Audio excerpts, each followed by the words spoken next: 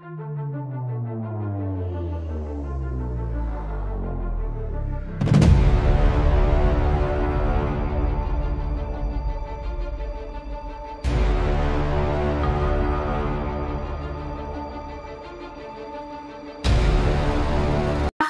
doon tayo nag-end sa part 1 natin na pakikinig sa talambuhay ni Ka-Eric sa elementary level niya. So he got the valedictorian title at doon nagtapos yung ating pakikinig. Now, dito na tayo sa high school life.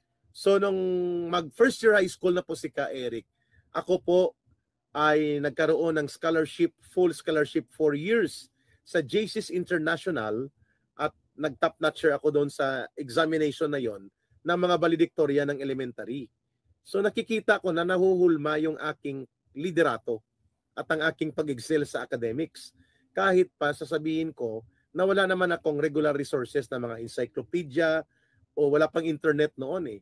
Pero palabas ako ng mga lumang dyaryo at kapag nanonood ng TV, mas interesado ako sa mga balita. Malaking bagay talaga yung palabasan. May pinsan ako sa father's side na tahimik pero grabe ang laman ng utak, nag-uumapaw. In fact, ang kanyang tinapos na courses ay 4. First, nag-nursing siya, first taker lang. And then after nursing, after he got the licensure for nursing, nag-work siya ng parang municipal paid muna, volunteer. And then while working as municipal paid, nag-aral na naman siya ng criminology. First taker din siya sa criminology board exam. And then after criminology board exam released, nagkaroon siya ng trabaho sa munisipyo ulit bilang police municipal police o parang doon sa city mayor police, parang ganon. And then after, hindi pa na-kontento, kumuha siya ng unit sa teaching approach. And then he got license also for teachers, 1 taker then. And then after that, hindi pa rin na-kontento, nag-aral naman ng lawyer, and then ito ngayon ang hindi pa siya pumapasa. I think naka-take 2 na ng bar exam, yan ang hindi pa niya ipinapasa. Pero yun talaga yung mga taong katulad din kay Eric na walang tigil sa kaalaman, walang tigil sa pag-discover ng mga bagay-bagay at mahilig magbasa. Yun ang advantage kapag mahilig ka magbasa. Ang bilis mo makapick up ng mga bagay-bagay at mabigyan mo ng analysis ng mabilisan. Yun si Ka Eric. So from that JC's scholarship, na-maintain ko po na maging number 1 mula first year hanggang 4th year. Nag-graduate muli ako na class valedictorian. Wow! Sa Iloilo City National High School, 1989. Valedictorian ulit. From elementary valedictorian to high school valedictorian. Now, let's find out what happened to his college journey. Nang magkolehiyo po ko, napunta muna ako sa Central Philippine University. Kasi inambisyon ko po na maging military officer. Not because gustong-gusto ko, pero tama naman, gusto ko rin, pero hindi naman gustong-gusto ko. So, nagbigay ng examination sa amin, nakita ko na grabing benefits, no? Yeah. Pagpasok mo sa academy, sa Philippine Military Academy, ay magkakaroon ka ng allowance equivalent sa sahod ng isang sarhento sa Armed Forces of the Philippines.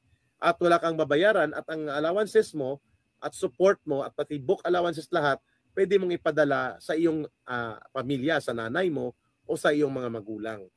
At noong I think June or July or August of 1989, ako po ay isa sa mga kumuha ng examination ng Philippine Military Academy at more than 10,000 po kami sa buong Pilipinas yata ang kumuha or 9,000 plus, almost 10,000.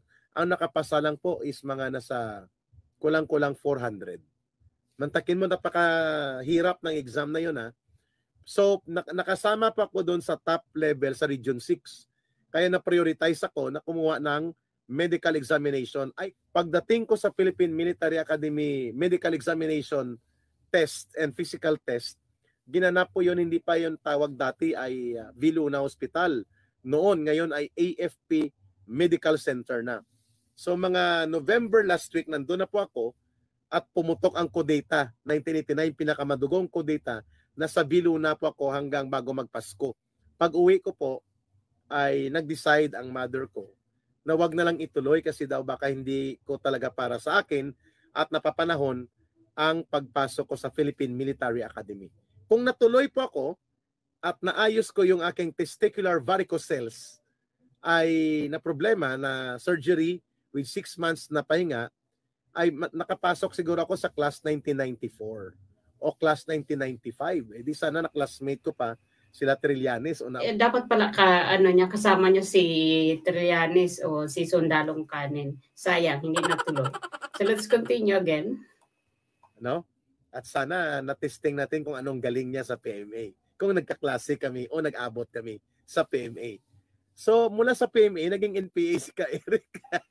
Ayan na. Ayun Yun lang. po naging journey ni Ka Eric. Ayun lang, guys. So sayang, mula sa PMA year na hindi natuloy, napunta sa, ano ba yung NPA? New People's Army. So, tumayan natin. Mukhang nakakatawa itong portion na to dito. So, mula sa PMA, naging NPA si Ka Eric. Yun po ang naging journey ni Ka Eric. Paano nangyari yun? Pagbalik ko, dahil canceled ang 3 scholarship ko because I preferred to take the PMA exam, so I have to give up 1 semester. So pagbalik ko, hindi ko na po binalikan ang scholarship na yon kasi forfeited siya. Ibig sabihin, ibinigay ang slot na yon ng national government sa iba pang scholars. So I was made to choose kung mag-aaral ako as working student doon sa Central Philippine University o maghahanap ng iba pang option na mas mura at local or university scholarship ang papasukan ko. Kaya ako napunta sa West Visayas State University. And kung natuloy man siguro ako sa PMA, baka naputol din po ang career journey ko or career path ko.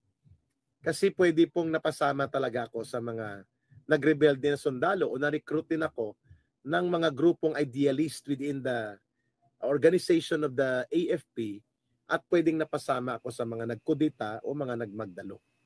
That could be possible given yung background at history ko doon sa mga pinagdaanan ko, yung social actual experience ko sa buhay na pwedeng mag-trigger sa akin ng pagiging idealista o sometimes pwede mong tawaging romantic sentimentalist sa mga nagaganap na nakikita mong mali na hindi mo kayang palagpasin within the organization of the military. Pero nang bumalik po ako, mga kapatid, mga kababayan, doon ko po nakita na kailangan kong bumangon. Kasi nga ang nanay ko at kapatid ko at ang aking pamilya, mga pinsan ko, pareho kaming nasa urban poor community. So, nang bumalik ako, napili ko po ang pumasok sa West Visayas State University. Equivalent po niya dati ang Philippine Normal University.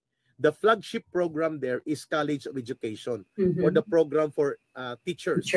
Kaya tinawag yan na Iloilo Normal School dati.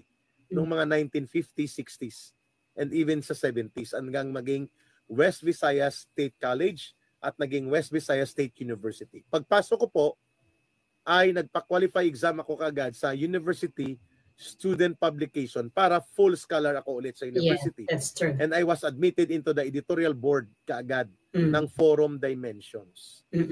Yan ang advantage ng mga matatalino kasi matenga ka man ng isang semester tapos kumuha ka ulit ng entrance examination at innate yung talino mo, hindi hadlang para sa'yo na magtuloy-tuloy ka sa tina-target mong goal.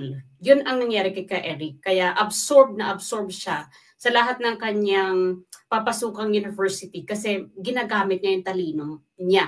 Biro mo, ang ma-absorb ka sa isang state university, full scholarship dahil talento mo at talino mo na gagamitin mo kapalit ng scholarship. Very good moves na malilibre ka sa tuition at the same time matutulungan mo yung mga magulang mo na hindi ka na nila iisipin pa o hindi ka na pabigat sa parents mo. Yun ang nangyari kay Ka Eric. Kaya saludo tayo sa kanyang mga journey na ipinamamalas niya sa atin kasi very inspiring. And until now, I believe na meron pang mga katulad ni Eric na matatalino rin na sana ito yung kanilang gayahin. Huwag lang yung pagiging MPE ha, kasi yan ay labag sa gobyerno natin dahil alam naman natin ang MPE ay kalaban ng ating gobyerno. At dito natin malalaman kung paano siya naging MPE at paano siya nagbalik loob. Yan ang kailangan natin malaman dahil nandito na siya ngayon sa vlogging at tatakbo pa siya bilang party list o sa likod ng Ipanaw Sambayanan party list. So let's continue listening. Ipanaw Sambayanan po. Number 18 sa balutang party list ni Kyrie. Yeah. So pagpasok ko po sa West Visayas State University, mga 1990 na, dito na po nagsimula ang mga pag-uugnay sa amin ng mga kadre at mga organizers ng CPP, NPA, NDF na hindi ko alam ay mga aktivista lang ang una ang pagtingin ko at pagtingin namin.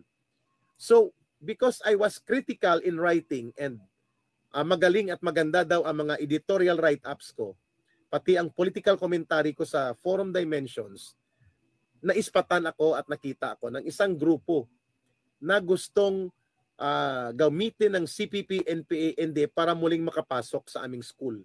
Kasi naputol pala dyan sa West Visayas State University ang tinatawag na student movement o YS or Youth and Student Movement ng CPP, NPA, NDF. Kaya nang pumasok kami, hindi masyado pang aktivismo. Pero naispatan na ako. At ang unang dumugtong sa akin when I was already part of the Forum Dimensions, which is the university student publication, as part ng editorial board nito, ay ang grupo na College Editors Guild of the Philippines. Take note, hindi mo na sila nagpakilala na sila ay mga miyembro ng Communist Party of the Philippines and they have connections to the NPA. Ang pakilala nila sa amin, mga leaders po sila ng College Editors Guild of the Philippines o CEGP. Naniniwala ako kay Eric kasi I remember when I was college, marami sa university namin, sa University of Eastern Philippines ako nag-graduate. Marami akong naririnig na mga recruitment dito sa mga ganitong klaseng grupo, lalo na kapag nasa artist guild ka, very active at nakitaan ka ng potential na pwede ka dito, pwede kang gamitin yung talino mo, yung talento mo sa panunulat o talento mo o talino mo sa writings o sa pag-iisip mo kung iisa ka sa mga member ng editorial. Diyan ka marirecruit na ang akala mo para pa rin sa kabutihan o para pa rin sa bayan, yung ipinaglalaban ng grupo nyo. Yung pala ay lately mo na malalaman na napapariwara ka na pala, nasa kaliwa ka na pala. At since nainganyo ka na sa matatamis na salita, nagtuloy-tuloy ka na rin hanggang makarecruit ka rin ng iba pang mga kaibigan mo o minsan mga kamag-anak pa. So let's continue. At kami po ay nag-uusap tungkol sa mga issue ng pagtaas ng matrikula sa mga eskwelahan. Naalala ko yan na itong pinaglalaban nila, ito yung tungkol sa mga tuition hike. Kasi noon sa panahon ko, I paid my tuition. Kaya nga nangatulong ako during college at kailangan kong gawin yon para makapag-tuition ako. Yung equivalent ng sinusweldo ko as household keeper, yan ang pinag-tuition ko. At maybe those time ni Sir Eric, nagtutuition din sila ng hindi libre. Kaya lang nakakakuha siya ng full scholarship. Kaya parang yung allowance na lang ang kanyang iisipin o yung mga iba pang mga miscellaneous expenses. Dito sa time ngayon, ng mga pamangkin ko, free sila sa tuition dahil nga doon kay PRRD. Yung pagtatanggol sa demokratikong pamamaraan ng pagtatayo ng mga student council at ang pinakamalakas na naghatak sa akin ay ang pagkakaroon noon ng debate on the abolition or the abrogation. Yung pagwawalang saysay at ang pagputol sa Philippine-US Military Basis Agreement of 1947. At yun ay taon ng 1990, a year before na magkaroon ng debate sa Senado ang pagtatanggal o ang pagputol sa tinatawag na RP-US Basis Agreement of 1947 ay ang pagkakaroon muna ng public debate. At isa sa gumamit ng public debates na ito sa mga campuses ay ang CPP, NPA, NDF. At ang ginamit po nila na organisasyon para maabot ang aming school, bago po nila gamitin ang League of Filipino Students o LFS, ginamit nila ang College Editors Guild of the Philippines. At dahil ako po ay isa sa mga critical na mga kabataang manunulat pang campus during my time, ay tinarget ako na i-recruit. Ang mga recruiter ko po noon sa CEGP, hindi direkta si Teddy Casino. Kasi si Teddy Casino po, I think he was the incoming national president of CEGP. So ako pong naispatan, at ako pala ay gagawin nilang chairman ng College Editors Guild of the Philippines sa Iloilo at Western Visayas. Ang nag-recruit sa akin po, ang pangalan niya ay Randy Felix Malayaw. Taga Isabela Province po siya sa Northern Luzon. At siya po ay hindi Ilonggo, pero nag-aaral siya sa UP Visayas Miagao Campus because siya po ay BFAR scholar. Pag sinabing BFAR, Bureau of Fisheries and Aquatic Resources. Ang BFAR ay nagbibigay ng scholarship sa mga magiging fishery scientist na kabataang matatalino. And Randy Malaya was a very prolific writer at magaling na organizer. So sa UP Miagao, siya ang editor-in-chief and he was a consultant of the National Democratic Front, pero siya ay regional cadre doon na redeploy sa North Luzon. At siya po ay isa din sa mga leader ng fraternity na pilit din ako dati na ugnayan. Nang ako po ay nasa NPA na pinapaugnayan ko sa akin yung mga grupong ito. Yung fraternity ng Beta Sigma. Yon, sa UP yan mainly naka-base. Ang isang nag-recruit sa akin ay dati po siya na naging senior correspondent ng Philippine Daily Inquirer. Pero ang pagkakaalam ko ngayon, wala na siya. Sa Philippine Daily Inquirer I'm not very sure kung nag-resign o whatever is the reason, the setup, nag-retire, whatever, kung may retirement sila, wala na siya sa Philippine Daily Inquirer. Ang pangalan niya noon, nang sa Inquirer pa siya, ay si Nestor Burgos Jr. So, si Teddy Casino po ang naging national president ng College Editors Guild of the Philippines. So noon pa, mga kasama na kami sa Communist Party, pero hindi ko pa yun alam noon. So nang ma-recruit ako ni Randy Malayaw sa CGP, naging aktibo ako.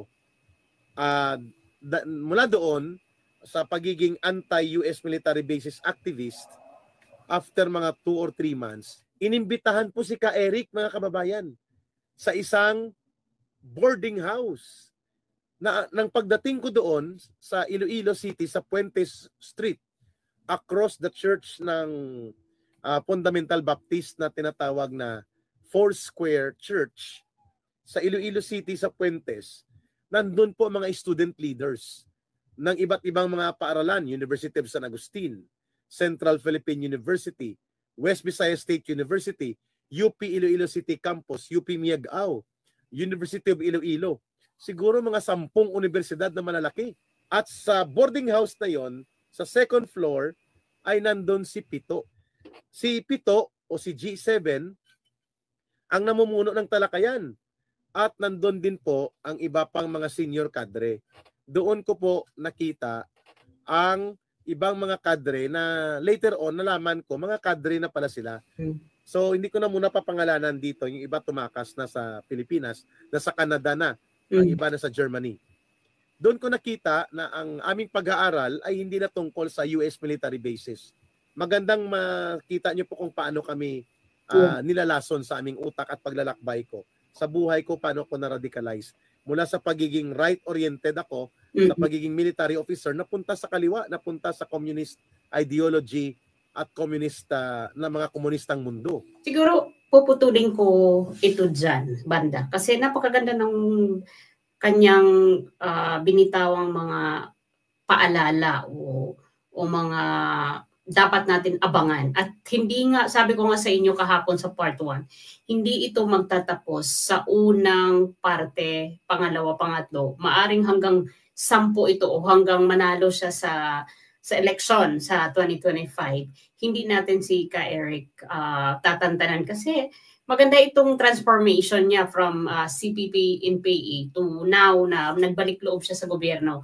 At ito ngayon, nagre-represent siya sa Ipanao, Sambayanan. At sa mga gatong matatalinong mga ihahalal natin sa gobyerno ay siguro naman hindi ito mambubudol dahil napagdaanan niya na ang hirap ng buhay.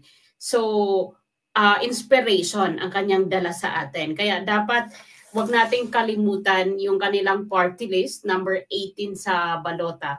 At patuloy natin ikakampanya at ipopromote ang Ipanao Sambayanan at dito ang kanyang YouTube channel na Ka Eric Celis YouTube channel. So, part 2 ito at abangan ninyo ang susunod pa kasi marami pa tayong aabangan. Paano niya na-recruit ang asawa niya at paano siya nagbalik loob. So, mahaba-haba pa itong talakayan natin. Maraming salamat sa inyo and I'll see you again on our next video. Bye for now. Happy Three Kings!